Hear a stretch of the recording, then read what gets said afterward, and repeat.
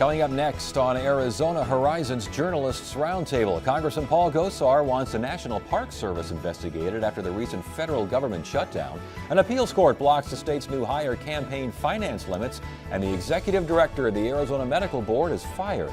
Journalists Roundtable is next on Arizona Horizon. Arizona Horizon is made possible by contributions from the Friends of Eight, members of your Arizona PBS station. Thank you.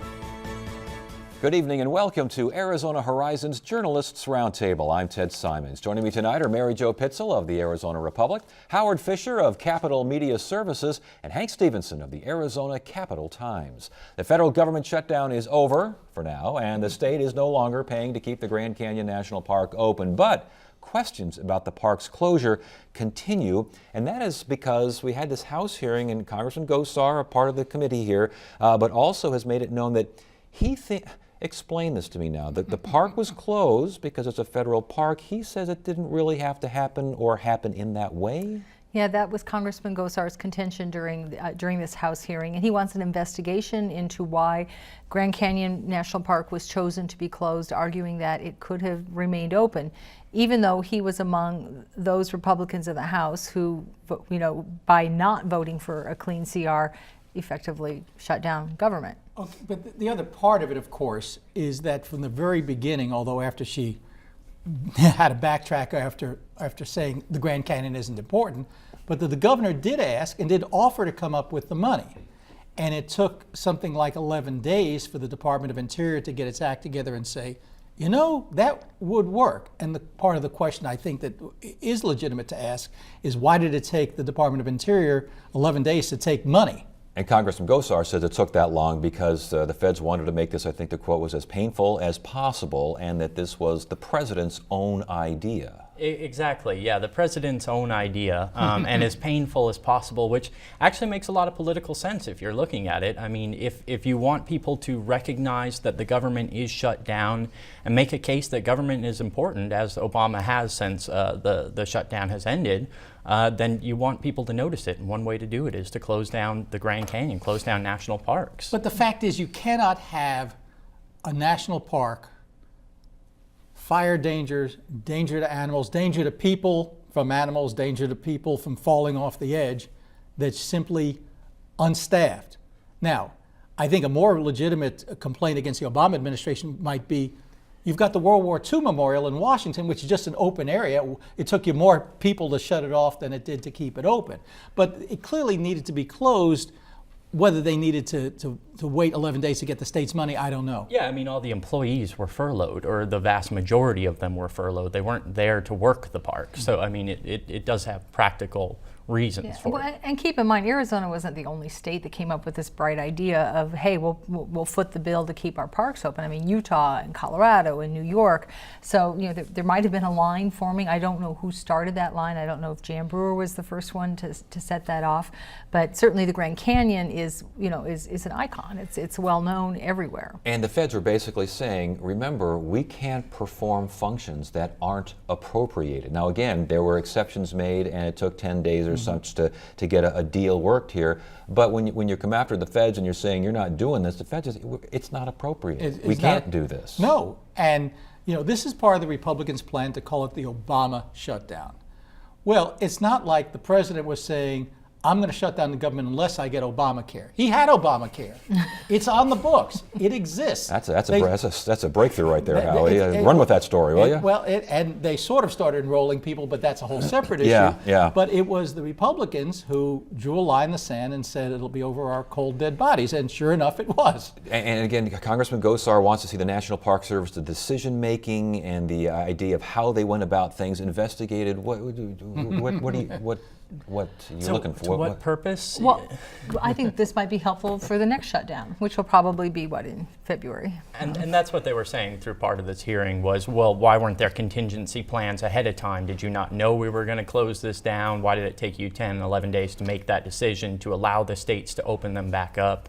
Things like that, but really, it was a media circus. That it was designed for the cameras. We should mention that Democrats did call. I think they used the word sham, and I think one Democrat on the hearing called it McCarthy-like in its 5 hours of fussing and fighting there. Shocked to Grijalva know that had this a couple would of be good political. quotes in there. Yes. What will be interesting going forward is to see how Representative Gosar and some of our other Republicans in the House vote on reimbursing the states, because part of this whole exercise, the point was that the government spends too much money. So if you close the parks, you save some money. Well, and now you've had the states come in. It's sort of a Hobson's choice, because you don't want to harm your state, which came up with money to, or presumably you don't want to harm your state, which came up with money to keep the park going. But on the other hand, do you want to keep the federal government on this path of continued spending? Well, he's already put it on his chit. He filed a bill, in fact, to do this. And Ann Kirkpatrick, a Democrat yes. who's already worried about the attacks from her right wing, as a Democrat, has already basically signed on to that bill and said she would support it too. So, But as it stands, there is no reimbursement. there is no way. The only money the state's getting back is the state had to front the money originally for 7 days and then for another 9. But the commitment always was, if we've got too much and we come up with federal money, we'll give you back what we don't spend. It's about $1 million. About $200,000 that actually goes back to Tucson, including the town and the businesses there, and they've Right. got to divide it up. And the balance goes back into the state tourism fund. How much of this in the end? Do we know how All much this said and cost? done, less than $500,000. Okay, coming out of what, tourism? It's coming out of a variety of funds, really. Tucson put some money into it, the business community from up north put some money into it, and then tourism funds. Okay, and real quickly, again, the governor did announce, like the day before the actual reconciliation back there in Washington, that the state was prepared to go another 7 to 9 days, something along those Yes. lines. But that was considered moot once we got there. Well, it was, but she had to make that decision because the deal that she signed with the Yeah. Park Service said we always need to keep 2 days worth of money in the account, which meant close of business Wednesday, which is the night they were debating it. She had to have money there. Okay, let's get to campaign finance laws, because boy, this is pretty deep weeds here. Trial judge rules one thing, appeals court judge, what's going on? Oh, this is a whole fight over the legislature passed a bill sharply increasing the amount of money that candidates can take and that individuals can give. Under the old law, it goes back actually to 1986. If you're running for the legislature, you can take $440 from any one individual or political action committee. It's a little higher for statewide offices. There are limits on how much you can take from all PACs. There are limits on how much any one person can give. The legislature said, how about $4,000 for legislative candidates per election cycle, and no limits on what they can take from PACs and no limits on what individuals can give. The Clean Elections Commission sued under the argument that while those limits predated clean elections in 1998, the limits were somehow linked to the public financing. A trial judge said, no, these are separate. The Court of Appeals issued an injunction on Wednesday saying we're not going to allow the higher limits to stay in effect. We're not going to know their reasoning until next Wednesday. Right. But the presumption is that they bought the argument that somehow there is a link between what voters approved and the old limits. Talk about that link, if you, and it's a 20% cut, reduction of what, this is back in 1998. Are we supposed to stay at 1998 levels? No, not at 98 levels, but any increase in campaign limits is tied to limits that are imposed under the public financing law, which is clean elections. And so you take that the amount that's of private financing and you discount it by 20%. I'm sorry, you take the amount of public financing, you discount it by 20%, and that is the limit for people who are running with quote-unquote traditional financing. So in other words, you would have to increase clean elections to increase private contributions. Right. They're tied together. Well, maybe. maybe. That's the issue. That's the because technically what you're saying is that the argument by the state is, look, we can take the private numbers up to anything we want, subject only to the 20% reduction. If we want to make it $20 million minus... But that kind of gets back to the point of what the complaint is here, and that is that what does a 20% reduction mean if it's a 20% reduction in whatever the other side wants it to be? That's exactly the argument before the Court of Appeals, that the trial judge basically said, yeah, you can set it whatever you want, that we don't think the 1998 voter-approved measure precludes the legislature from doing anything, subject only to the 20% reduction. It appears the Court of Appeals is saying, no, when voters adopted this, they clearly wanted some limits, and that you basically make the whole system of the 20% reduction meaningless if the legislature is free to set it wherever it wants. And if I remember correctly, the trial judge actually brought game theory into the whole yes. experts, which confuses everyone. But the fact remains is, we had a whole month of folks just going crazy out there, and now what are they doing with all that craziness? That's the issue. I mean, some attorneys are saying you might have to give it back, probably not right now, maybe just keep it in case this gets overturned and we end up being able to use it. Basically, I think the best advice is hold on to it now and don't spend it in case somehow you have to give it back. But do you really have to give it back if it was taken legally? I mean, this law was in effect for a good month there. And also what's unclear, I mean, at least from a few random calls that I've made, it's not like people were raking in buckets of money in the 1 month window in which the higher limits were in place before the injunction. The candidates were asking at the higher limits, but that doesn't mean people were giving at those limits. Now, there's another piece of this that fits into this and also fit into our Tom Horn discussion. One of the arguments made by lawmakers is the Supreme Court has equated money with speech up to a certain point. And while the court has said you can set limits, you have to be able to wage an effective campaign. And the argument was that being able to gather only $440 from any one source, you could not wage an effective campaign. Therefore, we were required to raise the limits, and B, if you throw out the higher limits and we can convince the courts the lower limits are unconstitutional, then you have no limits at all. And until we get the opinion, we don't even know how much that was considered. Exactly. But we do have an idea that this protection by the vote, because this was a voter approved, clean elections was voter approved, and they see this link to clean elections, that at least the appeals court says something's going on here, let's put a stop for now. Yeah, that's the most likely case. I mean, everyone's kind of in the dark until we get an actual verification of that, but that seems to be the majority opinion there. And that verification is, the court says, will come by next Thursday, so that'll be the appeals court. And then we'll see where the game goes. Well, I shouldn't say the game. We should see where the drama goes next. And this whole law has been really complicated, just a nightmare for the sponsor and for everyone else who's had to follow it. Basically, the Attorney General and the Secretary of State had an opinion that the way the law is structured actually requires candidates to set up 2 different political committees, one for the primary, one for the general election. They can't freely pass money between them. That was a headache. We have dual tracks for everything these days, apparently. And we should mention as well that we have a new candidate for Secretary of State, Justin Pierce, correct? Right. And he, welcome to the show. Right. Representative Pierce announced formally announced his candidacy for Secretary of State on Tuesday, right after this court hearing had happened, but before the injunction came down. So we talked to him, write a little story, and then here comes this injunction saying higher limits are on hold, and so he's like and he's got a fundraiser going the next night. So he was like, I don't know what to do. Well, today he largely, I think, in response to some criticism from Will Cardin, who's another Secretary of State candidate, he sort of ended that debate and said, I'm going to run with public campaign financing, so he won't have to worry about, is the limit going to be $912 or is it going to be $5,000?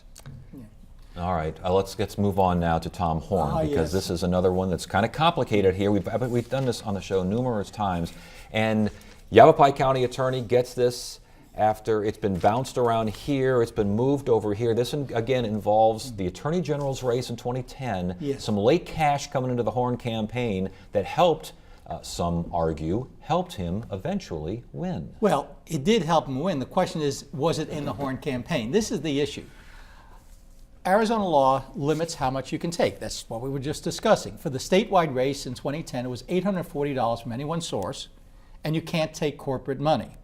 Toward the end of the campaign, an outside group called the Democratic Attorney General's Association runs an ad for Felicia Rodolini, who's the Democrat, basically saying Tom Horn is soft on pornography and everything else. He doesn't have the money to respond. There's this outside, supposedly independent group run by Kathleen Wynne, who had actually worked on his primary, formed a separate committee, that gets $500,000 to run a commercial at the last minute attacking Rodolini and for Horn. Now, not a problem, unless, of course, they're coordinated. If they're coordinated, then essentially he was controlling the committee, which means he was subject to their campaign limits, which, according to the Yavapai County Attorney Sheila Polk, said that was illegal. She had some really damning language. This in is this pretty 26 blatant. Yeah, this is blatant stuff she had here. She said, quote, the content of the emails between Kathleen Wynne and Brian Murray, who was a campaign consultant, coupled with the timing of those emails and the phone calls between Wynne and Horn, provide convincing proof that Horn and Wynne coordinated on the development of a political message. And then Horn also had given her Kathleen Wynne, some information that he had gotten from Pollster. When Horn sent strategic information to a supposedly independent campaign, he intentionally and blatantly broke the barrier that was supposed to exist between his campaign and Business Leaders for Arizona. And it says the breach is so clear that Horn must have recognized it to be improper. That's really damning language. And we should mention that once he won the election, Kathleen Wynne winds up on the Attorney General's staff. Yeah, was working there for quite a while. Yeah. So now we've got Sheila Polk, a Republican, Yavapai County attorney. We got Bill Montgomery, Maricopa County attorney, another Republican. Both. It's kind of hard to say that Horn is getting, blasted from the left here. I mean, this is. It is, and the question is, of course, Horn's attorney, Tim Lasota, says this is circumstantial, and some of it is. Kathleen Wynne was on the phone, she was doing these emails, and again, through the 26 pages, what Sheila Polk said, that it seemed obvious to her that Kathleen must have been talking to Horn while she was emailing this campaign consultant. Is that circumstantial? Yeah. But some of the emails talk about to the campaign consultant said, we are not happy. We need some changes. Well, who is we? Yeah, who is we? Pronouns. They'll get you every time, won't they? So what? 20 days now to basically return the money. I mean, this. We're not talking any other penalty than that, correct? Right. It's a civil offense, so it's reimbursed the money that was collected in excess of what the law allowed. I think it was 400,000. Yeah. Or if you don't do it, then she files a civil action and goes after him for 3 times the amount. It sounds like he plans to contest the order, though, that Horn and Wynne both plan to contest the order. He's got nothing, there's no downside for him contesting it. Now, here's where also we come back down that rabbit hole in terms of campaign finance. One of Horn's contentions and one of Kathleen Wynne's contention is that the limits on campaigns, that $840, was so low as to be unconstitutionally low. If he can convince a judge that the limits were unconstitutional and too low, there were no limits. Therefore, it didn't matter if he took $500,000 from someone else. But is it wise politically to go ahead and stretch this? This guy's got a primary ahead, and he's going to have probably another pretty rough general. And last time they did this, I mean, it takes a long time. This could very well stretch into the primary election, if not the general election, if he makes it that far. Right. So maybe it's better to pay your fees and move on. But then you are essentially admitting and he won't. Guilt. I mean, look, this is only part of his problems. We're talking about hit and run. We're talking about little afternoon trips to somebody's apartment. Look, Tom Horn has problems. I mean, he's already got a primary foe in Mark Brnovich. Felicia is chomping at the bit for another shot at him. Maybe even Terry Goddard might get in if they figure Horn is vulnerable enough. All right. Those attack ads just write themselves at this point. I mean, you've got a variety of topics to pick from. And that's it. And when you're out campaigning and you want the headline to be "I'm kissing babies out to the state fair," and the headline really is "We have another court hearing regarding your campaign finance problems." I mean, you've got to wonder about the efficacy of something like that. Well, what if he wins? I guess there's always that possibility. Yeah. I mean, then he can say, "Look, I was wrongly prosecuted for this. They put me through the ringer. They put me through hell. That's but true. I prevailed." But I mean, But what does if he win before the primary? Yeah, and that becomes the issue. The primary is in August. Right. Okay, it's October, folks. As you point out, look how long these investigations take. He's going to drag it out because he wants, there's going to be evidentiary hearings, there's going to be all this stuff, witnesses. I mean, talk about the daily drumbeat of the press. We'll all be at those hearings. And if he does win, I would imagine that the Yavapai County and Maricopa County attorney's offices both will have some explaining to do. Well, they would have some explaining to do, but I think it's much like a criminal indictment in the sense that you present the evidence, you have probable cause. Can you look at these 26 pages and say, based on this, there's probable cause? Yeah. Is it enough to, and again, I don't want to make this a criminal issue because it's not, it's civil, not, yeah. but is there enough to sustain a civil violation? And remember, criminal is beyond a reasonable doubt. Civil is basically, kind of preponderance of the evidence, Yeah. and You know, you could make the argument either way. All right, we can also make the argument that the Phoenix food tax is almost, kind of, sort of gone. It was cut in half here with city council vote. This has become a real hot potato over there at City Hall. This is a 2-cent increase in the Phoenix food tax that was enacted in 2010, I believe, by a council vote, not by a vote of the people. Done pretty quickly became controversial. The city said they needed the revenue from that to help them through the effects of the recession.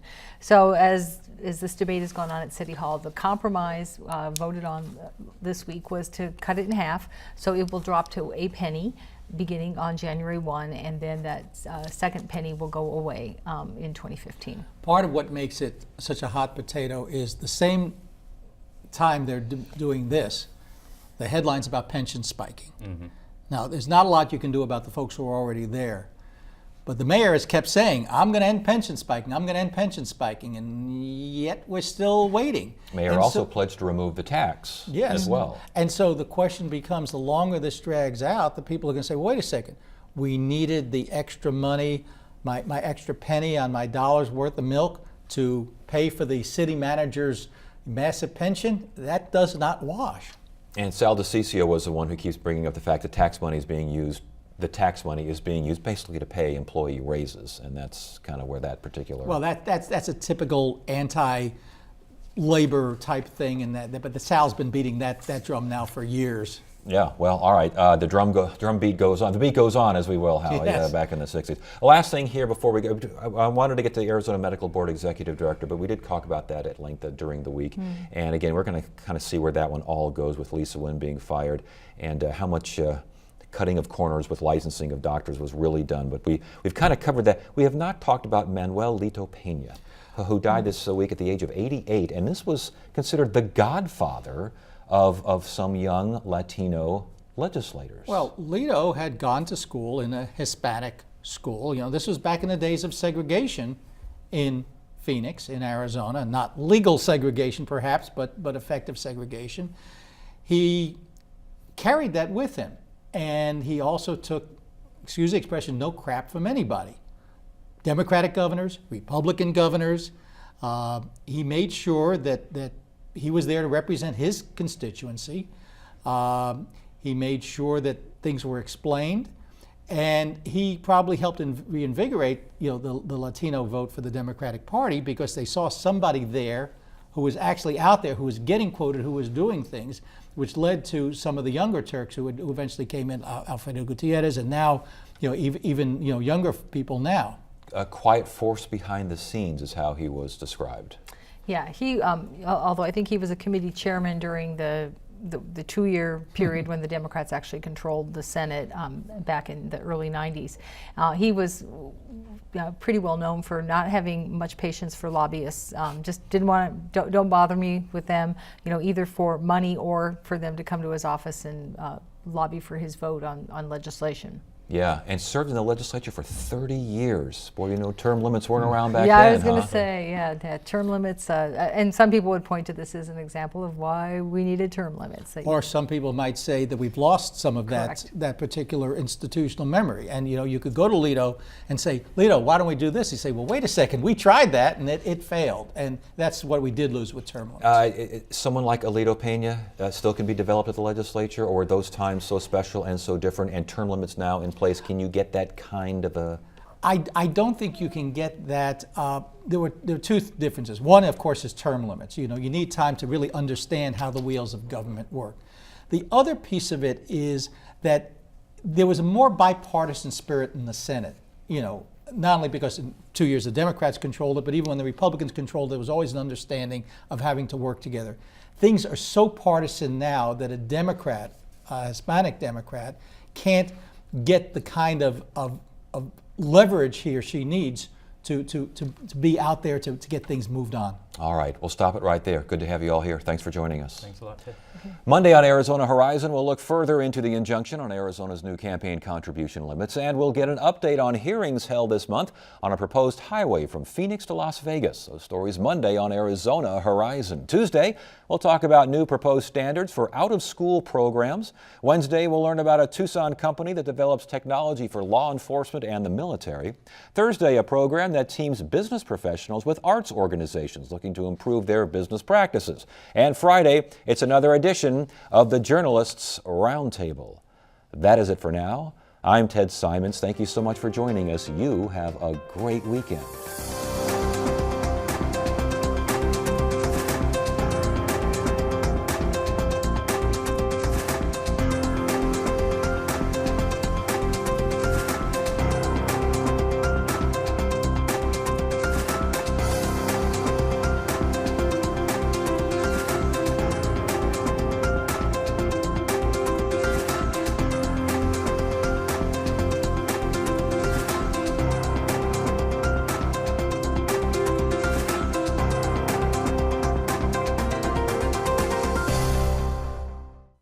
Arizona Horizon is made possible by contributions from the Friends of Eight, members of your Arizona PBS station. Thank you.